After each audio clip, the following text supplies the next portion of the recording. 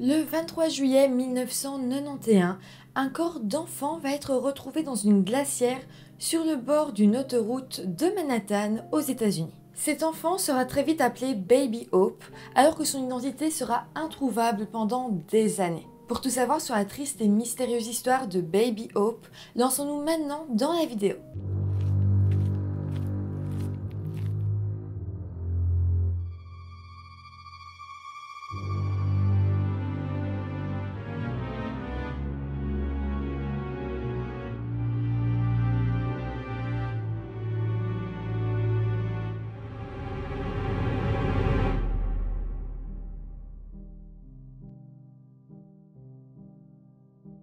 Hello tout le monde, j'espère que vous allez bien. Ça y est, on se retrouve enfin pour cette dernière vidéo de la semaine des 10 000 abonnés. Encore merci beaucoup à tout le monde, c'est vraiment chouette. Déjà cette année que j'ai passé avec vous sur YouTube, ça fait pas encore un an, mais voilà, je tenais à vous le dire. Merci d'être 10 000 ici à me soutenir, ça me fait tellement plaisir. Merci beaucoup et j'espère que la communauté va encore s'agrandir et qu'on pourra faire voilà, de belles choses sur cette chaîne. Pour ça, n'oubliez pas de vous abonner à la chaîne si ce n'est pas encore fait. Et maintenant, lançons-nous dans la vidéo. Nous sommes donc le 23 juillet 1991 à Manhattan, un des célèbres quartiers de la ville de New York aux États-Unis. Ce jour-là, des ouvriers travaillaient sur une autoroute de Manhattan pour la nettoyer et cette autoroute s'appelait la Henry Hudson Parkway. Mais voilà, les ouvriers y nettoient, mais ils se rendent compte quand même qu'il y a une odeur très forte et vraiment désagréable. Et ils se disent, mais tiens, d'où vient cette odeur ? Ils vont tout doucement se rendre compte que l'odeur est de plus en plus forte quand ils s'approchent du petit bosquet situé un peu plus loin de l'autoroute. Ils vont donc s'en approcher et c'est là qu'ils vont apercevoir une glacière cachée par quelques petites branches. Ils vont alors se rendre compte que c'est cette glacière qui dégage une odeur horrible et ils vont décider de l'ouvrir. C'est là qu'ils vont avoir le choc de leur vie car en ouvrant la glacière, une odeur insoutenable va alors se dégager et un petit bras et une petite jambe vont en tomber. Rapidement et malheureusement, ils vont se rendre compte qu'il s'agit là du corps en décomposition d'un enfant. En fait, le corps de l'enfant avait été emballé dans un sac plastique mis dans le fond de la glacière et au-dessus, le tueur avait mis des canettes et des bouteilles d'eau assez froides dans le but de retarder la décomposition du corps de l'enfant. Le but était donc de faire semblant qu'il s'agissait d'une glacière tout à fait normale oubliée sur le bord d'une autoroute et que donc personne ne puisse s'en approcher et réaliser que cette glacière contenait quelque chose de beaucoup plus macabre. Les ouvriers vont alors appeler la police qui arrivera rapidement sur les lieux du crime. Ils seront alors en mesure de dire qu'il s'agit du corps nu d'une petite fille qui aurait entre 3 ans et 5 ans et d'origine hispanique. Les policiers écriront également dans le rapport que la petite fille avait été retrouvée en position fétale avec les poignets liés avec une ficelle. En plus de ça, les policiers expliqueront que la technique d'avoir mis des bouteilles d'eau et des canettes froides au-dessus du corps, ça montre que le tueur avait vraiment essayé de penser à tout. À partir de là, un portrait de la jeune enfant sera réalisé dans le but de retrouver son identité. On dira donc qu'elle est hispanique avec les cheveux foncés et ondulés et qu'elle portait une queue de cheval au moment où elle a été retrouvée. On sera en mesure de dire qu'elle pesait 13 kilos, mais malheureusement, on ne saura pas dire sa taille ni de quelle couleur étaient ses yeux. La police va alors lancer une enquête avec le peu d'indices qu'ils ont pour le moment. Dans un premier temps, ils diront que la petite fille était maltraitée depuis longtemps car elle avait été retrouvée dans un état de malnutrition avancé. En plus de ça, il sera prouvé qu'elle avait vécu des agressions sexuelles répétées. Les médecins légistes de leur côté estimeront la mort de la petite fille au 18 juillet 1991, soit 5 jours avant qu'on découvre le corps. Par la suite, la police essaiera de retracer l'origine de la glacière et ils se disent que s'ils trouvent où elle a été achetée, ils sauront en même temps d'où venait la petite fille. Grâce au numéro de série de la glacière, ils vont réussir à remonter jusqu'à l'usine de fabrication. Là-bas, ils vont apprendre que la glacière en question avait été expédiée dans l'état de New York, état où la petite fille avait été retrouvée. Par la suite, la police essaiera de trouver qui avait acheté cette glacière, mais malheureusement, personne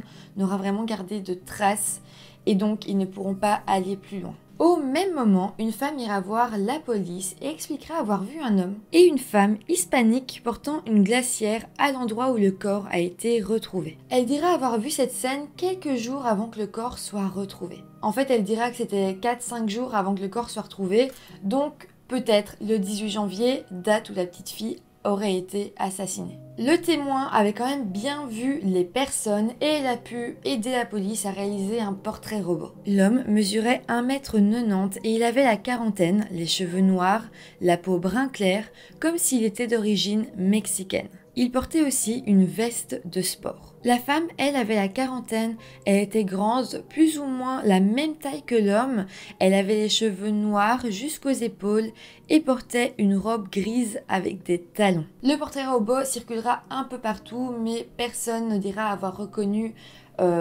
des gens qui pourraient ressembler à ce portrait robot. À l'automne 1991, des images d'un enfant nu ont été localisées dans le New Jersey. Certains vont analyser les images et ils diront que la petite fille qu'on voit à l'écran pourrait ressembler à la petite fille retrouvée dans la glacière. La police enquêtera bien sûr sur ça, mais ça ne servira à rien parce qu'encore une fois, ils diront qu'il s'agit tout simplement d'une fausse piste. Malheureusement, l'enquête fera vraiment du surplace et en 1993, la police aura fini de faire tous les examens possibles sur le corps de la petite fille qui aura été depuis baptisée Baby Hope.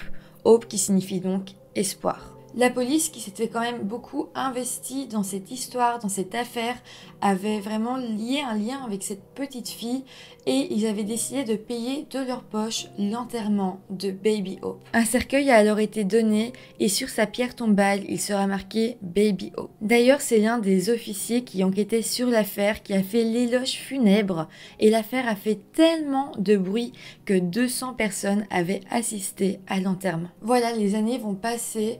Et un nouvel espoir va survenir grâce à l'avancée de l'ADN. Le corps de Baby Hope sera alors exhumé en 2006 afin d'obtenir un peu plus d'informations sur son ADN. Ça ne donnera pas grand chose, mais par contre en 2011 son corps sera à nouveau exhumé et là il y aura vraiment des avancées dans l'enquête. C'est donc suite à ça que le dossier sera réouvert 2 ans plus tard, en 2013. La police refera donc à nouveau tourner le portrait robot de la petite fille un peu partout et continuera son appel à témoins. Et ça va porter ses fruits parce qu'en fait, une femme voulant garder son anonymat va téléphoner à la police pour leur donner des informations. Elle dira avoir entendu 2 ans plus tôt une conversation entre une mère et 2 autres personnes concernant la disparition d'une petite fille. Alors on ne sait pas vraiment ce qu'elle a dit exactement, mais suite à ce témoignage, les enquêteurs vont alors se rendre chez une certaine Margarita Castillo. Les enquêteurs lui feront un prélèvement ADN et surprise, ils vont découvrir que cette femme est bel et bien la maman de Baby Hope.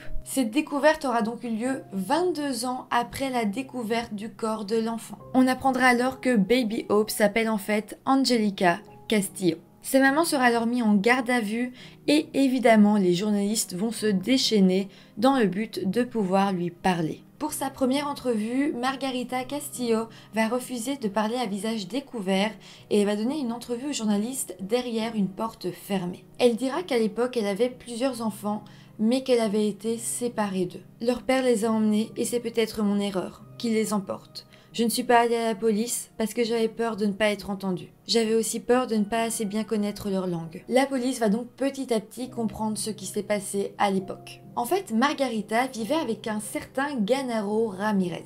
Avec cet homme, Margarita aura 3 enfants, mais Gennaro était un père vraiment horrible. Il était violent et Margarita avait peur de lui. Un beau jour, il serait alors parti avec 2 des 3 enfants, laissant Margarita seule et sans aucune explication. En fait, quand Margarita s'était rendue compte à l'époque de ce qui s'était passé, elle s'était alors dit que son mari avait kidnappé ses filles et était retourné vivre avec elles au Mexique. En fait, Margarita avait beaucoup souffert de ça. C'est vrai, c'était ses filles, elle les aimait, c'était une assez bonne mère quand même, mais elle avait vraiment pas osé aller à la police parce qu'elle avait peur qu'en fait, elle se fasse renvoyer chez elle. En fait, il y avait plusieurs choses. Déjà, elle connaissait pas la langue et puis elle était mexicaine.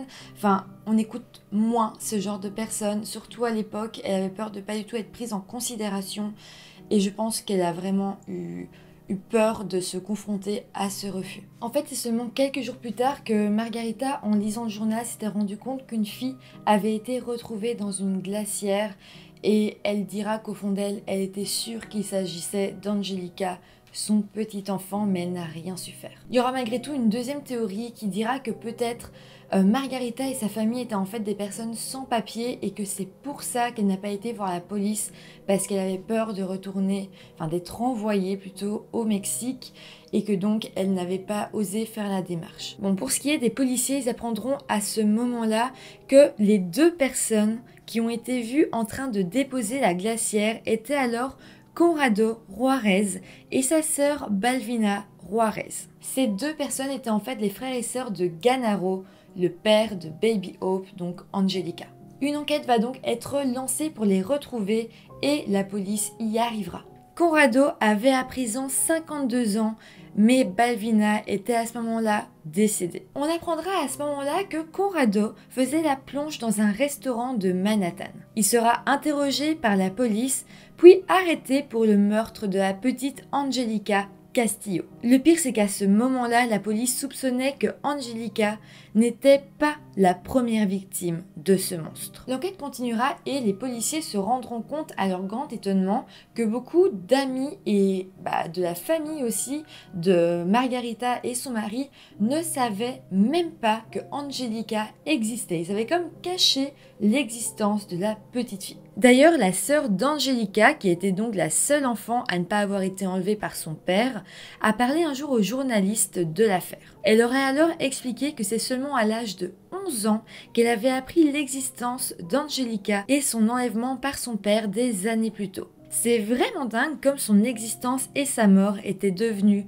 un secret de famille. Mais bon, là, même si on en sait déjà beaucoup, on ne sait pas ce qui s'est passé pour qu'Angelica se retrouve morte dans une glacière. Ce qui va donc énormément aider la police, ce sont les aveux de Conrado Juarez, qui en détention provisoire avait fini par dire tout ce qui s'était passé. On va donc apprendre qu'une fois après avoir enlevé ses deux enfants, le père d'Angelica s'était rendu chez sa sœur Balvina, qui vivait dans une maison à Astoria, dans le Queens. À ce moment-là, le père serait parti on ne sait où et laissant Angelica dans la maison de sa sœur. Conrado serait alors arrivé chez sa sœur, qui l'aurait alors laissé seule avec la petite fille. C'est à ce moment-là que Conrado l'aurait attachée à une table dans l'appartement et il l'aurait privée d'eau à plusieurs reprises. Il expliquera aux policiers qu'à la base, il n'avait pas l'intention de la tuer et qu'il voulait juste s'amuser. Il l'aurait ensuite torturée, violée, sodomisée. Il dira alors que sa mort est survenue lors d'un des viols et qu'en fait la petite fille criait trop fort et Conrado l'aurait alors étouffée avec un oreiller, ce qui l'aurait tout simplement tuée. Une fois la petite fille morte, il aurait alors appelé sa sœur Balvina qui aurait dit à son frère qu'il devait cacher le corps, sinon ils iraient en prison. C'est donc à ce moment-là que le corps de la petite fille a été placé dans une glacière, que Conrado et Balvina ont loué une voiture et ont été déposés cette glacière sur une autoroute de Manhattan. En attendant son procès, Conrado restera en détention provisoire et sur le côté, la police essayera réellement de retrouver le père d'Angelica qui était parti, mais on ne sait pas où, mais ça ne donnera rien, ils ne le retrouveront pas, il s'était comme volatilisé. Par contre, quelques jours après sa confession, Conrado reviendra sur ce qu'il avait dit et dira qu'il avait été forcé à avouer des choses qu'il n'avait pas faites. Il dira qu'Angelica était tout simplement décédée en tombant dans les escaliers et plaidera alors non coupable. Au final, il ne sera jamais condamné car il mourra en détention provisoire le 19 novembre 2018 d'un cancer du pancréas. Voilà, c'est comme ça que se termine cette histoire très très malheureuse. Ça me brise le cœur, tout ce qu'a dû subir la petite Angelica, c'est juste atroce. Par contre, ce qui est quand même bien dans cette histoire, c'est que grâce à l'ADN et des années plus tard, on a quand même réussi à retrouver qui était cette petite fille et justice a plus ou moins été faite. Voilà, c'est comme ça que se termine cette vidéo et la semaine des 10 000 abonnés. N'hésitez pas à mettre un petit pouce en l'air pour me soutenir, à vous abonner à la chaîne, à mon compte Instagram. Et moi, je vous retrouve très bientôt pour une nouvelle vidéo. Bye!